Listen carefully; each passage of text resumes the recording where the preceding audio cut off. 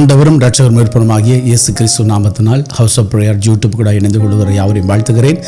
கர்த்தர் நல்லவர், நம்பத்தக்கவர், சதாகால நம்மோடு கூட இருக்கிற நல்ல ஆண்டவரை நான் நீங்களும் இரட்சகராய் பெற்றிருக்கிறோம். பிரியமான தேவனுடைய பிள்ளைகளே, நம்முடைய வாழ்க்கையிலே நம்முடைய அநேகருடைய வாழ்க்கையை அழித்து போடுகிற நாவை குறித்து நாம் எச்சரிக்கையாக இருக்க தேவன் விரும்புகிறார். இந்த நாவின் வார்த்தைகள் அநேக உள்ளங்களை காயப்படுத்துகிறது. இந்த நாவின் வார்த்தைகள் அநேக குடும்பங்களை சீரழிக்கிறது. இந்த நாவின் வார்த்தைகள் அநேக ஆசீர்வாதத்தை தகர்த்து போடுகிறது. இந்த நாவின் வார்த்தைகள் அநேக இடங்களில் யுத்தங்களையும் வேதனைகளையும் கொண்டு வருகிறது. எனவேதான் ஆண்டவருடைய வார்த்தை இதை குறித்து சொல்லும்போது யாக்கோபின் புத்தகம் 3ஆம் அதிகாரம் 5ஆம் வசனம் 6ஆம் வசனம் இப்படியா சொல்லுகிறது, அப்படியே நாவானது சிறிய அவயவமாக இருந்தும் பெருமையானை பேசும். பாருங்கள், சிறிய நெருப்பு இவளை பெரிய காட்டை கொளுத்தி விடுகிறது. நாவு நெருப்புத்தான், அது அநீதி நிறைந்த உலகம்.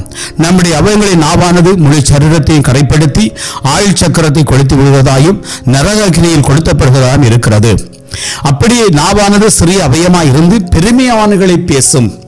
இந்த பெருமையான பேச்சுக்களை இந்த நாவு கொண்டு வருகிறது.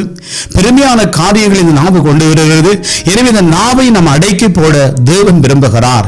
இந்த சில நேரங்களிலே நம்முடைய இந்த நாவு நம்மை சபிக்கிறது, அநேக ஆசீர்வாதங்களில் தடையாய் இருக்கிறது.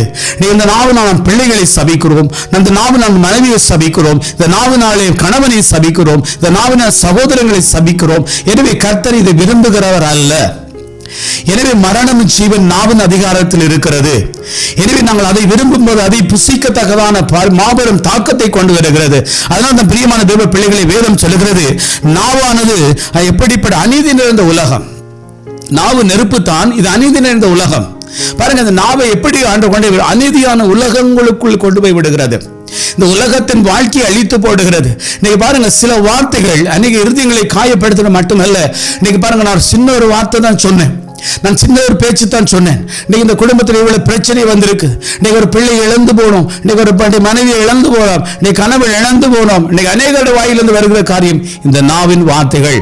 பிரியமான தேவர்களே, நாம் பேசுகிற ஒரு வார்த்தைகளை குறித்தும் நாம் ஒரு நியாயத்தீர்ப்பு நாட்களிலே நாம் கடவுளுக்கு கடவு கோப்பை கொண்ட நாட்கள் வரும்.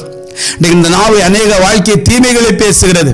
இந்த நாவு அநேக ஊழியங்களை அழித்து போடுகிறது, அநேக ஊழியக்கார வாழ்க்கை அழித்து போடுகிறது, அநேக குடும்பத்தின் சந்தோஷத்தை இந்த நாவான அழித்து போடுகிறது. அதனால் தான் சொல்லுகிறார், நியாயத்தின் காலத்தில் நாம் கணக்கு ஒப்புவிக்க வேண்டும்.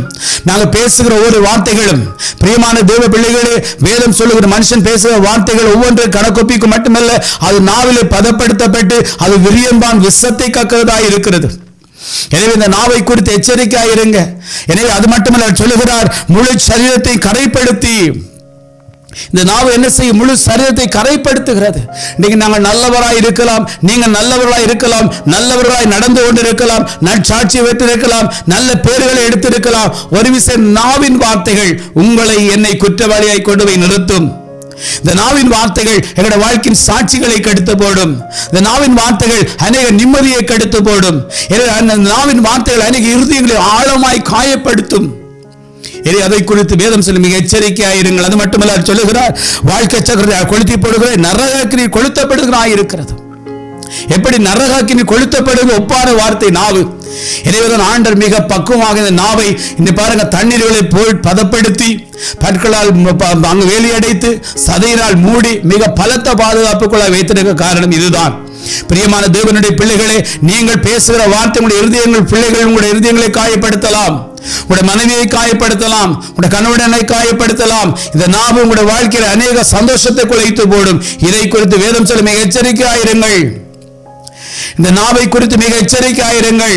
ஏனால் எங்களுடைய வாழ்க்கையை சக்கரத்தை அழித்து போட எரிநகரத்திலே கொண்டு போய் விடும். பிரியமான தேவ பிள்ளைகளே, இந்த வார்த்தை, உங்களுடைய நாவின் வார்த்தைகள் எத்தனையோ குடும்பத்தை சீரழித்திருக்கிறது, எத்தனையோ வாலிபுடைய வாழ்க்கையை அழித்திருக்கிறது.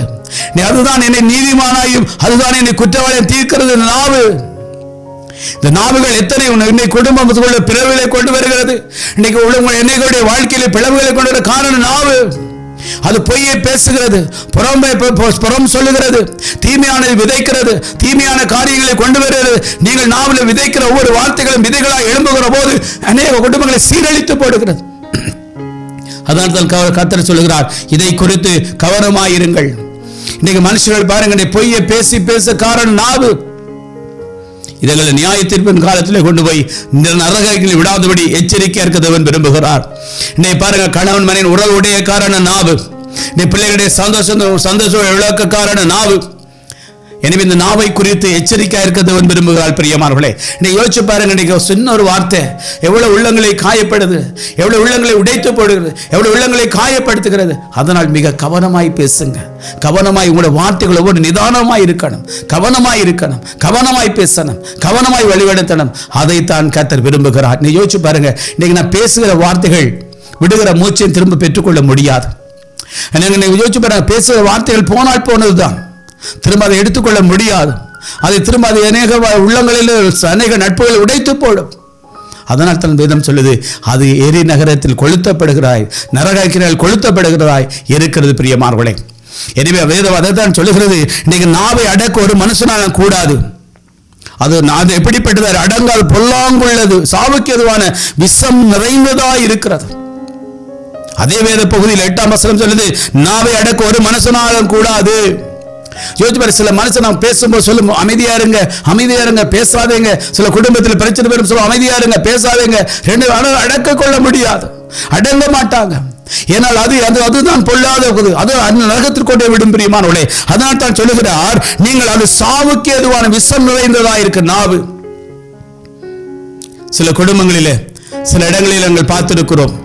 சில மனுஷர்கள் தற்கொலைக்கு செய்திருக்கிற சூழ்நிலைகளை அறிந்தவர். சின்ன வார்த்தை சொன்னேன், என் மகளுக்கு ஒரு சின்ன ஒரு வார்த்தை சொன்னேன், என் மனைவிக்கு ஒரு சின்ன வார்த்தை சொன்னேன், என் கணவுக்கு சின்ன ஒரு வார்த்தை சொன்னேன். அவங்க அதனால் இந்த முடிவுக்கு வந்துட்டாங்க. காரணம் நாவு. அதை குறித்து கவனமாயிருங்க. நீங்க பேசுகிற ஒவ்வொரு வார்த்தைகளை குறித்தும் நியாய தீர்வு காலத்திலே நாங்கள் எல்லாரும் கடவுளுக்கு கணக்கு ஒப்பிக்கும் நாட்கள் வரும். நீங்க பேசுகிற வேதம் சொல்லுது, கர்த்தருக்கு பயந்து பேசுகிற வார்த்தைகளை அவர் கவனித்து கேட்கிறார். அவருக்கு முன்பாக ஞாபக புத்தகம் வைக்கப்பட்டிருக்கிறது.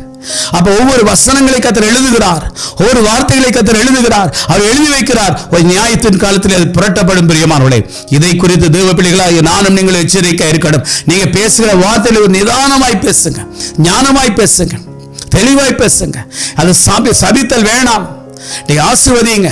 நாவினால் ஆசீர்வாதங்களை கட்டிடுங்க, நாவினால் செழிப்பை கட்டிடுங்க, நாவினால் மேன்மைகளை கட்டிடுங்க. ஒரு நாளும் சபிக்காதீங்க.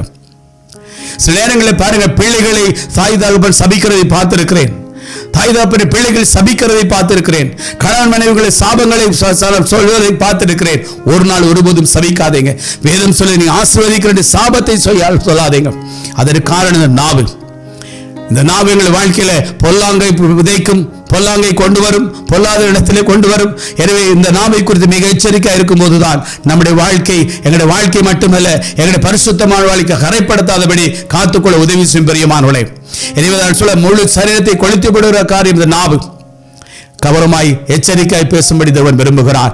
எனவே இந்த நாவுகளை எரிநகரத்தில் ஒன்றுமே விடாதபடி, நாவு குடும்பத்தில் சந்தோஷம் இழந்து போகாதபடி நாம் எல்லா காவலும் காத்துக்கொள்ள தேவன் விரும்புகிறார்.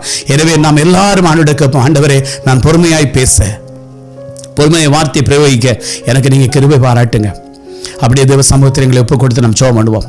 பரிசுத்த நுழைந்த தேவனே, நாவை குறித்து எங்களோடு கூட இடைப்பட்டதற்காய் நன்றி சொல்லுகிறோம். கர்த்தாவே, இந்த சத்தத்தை எங்கெல்லாம் கேட்டுக்கொண்டு இருக்கிறார்களோ நாவை அடக்கி ஆண்டவர் நடத்த நான் வார்த்தைகளை பேச நீங்கள் கிருபை பாராட்டும்படியாக ஜெபிக்கிறோம். ஆண்டவரே, இந்த நாவை அடக்க கொள்ள யாராலும் முடியாதுன்னு சொன்னீங்களப்பா. ஆண்டவரின் நாவானது ஆண்டவர் விஷத்தை கக்கிறதா இருக்கின்ற வார்த்தையை சொல்லுகிறதப்பா. எங்களோட வார்த்தைகள் எந்த மனுஷனை காயப்படுத்தக்கூடாது, எந்த குடும்பத்தையும் காயப்படுத்தக்கூடாது, எந்த குடும்பத்தையும் பிரிக்கக்கூடாது, எந்த ஆசீர்வாதத்தை உடைத்து போடக்கூடாது. நீர் அதற்காக ஞானமாய் பேச எங்களை ஞானத்தின் ஆவியானவரே, எங்கள் நாவுகள் அந்த அமரும்படியாக நாங்கள் ஜெபிக்கிறோம்.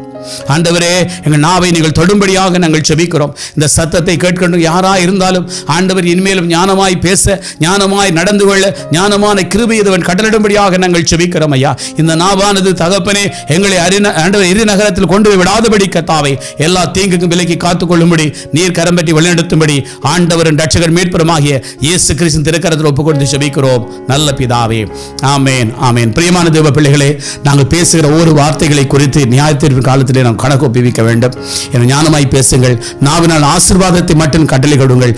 ஆசீர்வதியுங்கள். கர்த்தர் மேன்மைகளை கொடுப்பாராக. God bless you.